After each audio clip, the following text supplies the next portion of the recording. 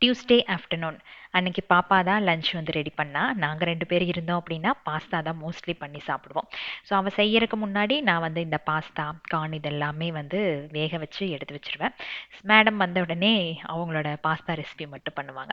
So தவால வந்து ஒரு 2லேருந்து 3 டேபிள் ஸ்பூன் அளவுக்கு பட்டர் ஆட் பண்ணிவிட்டு அதில் வந்து ஒரு 3 டேபிள் ஸ்பூன் அளவுக்கு மைதா ஆட் பண்ணோம்.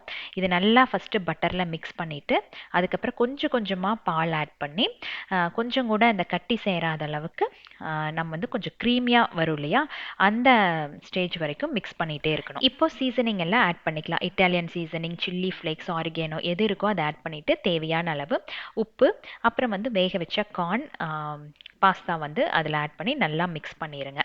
இறக்கும் போது கொஞ்சம் சீஸ் ஆட் பண்ணிங்கன்னா க்ரீமியாக இருக்கும். பட் பாப்பா வந்து மோஸ்ட்லி அதை ஆட் பண்ண மாட்டான். ரொம்ப சிம்பிள் அண்ட் டேஸ்டியான ரெசிபி. எப்போ அவளை செய்ய சொல்லி நான் சாப்பிடுவேன். அதில் ஒரு தனி டேஸ்ட் இருக்கும்.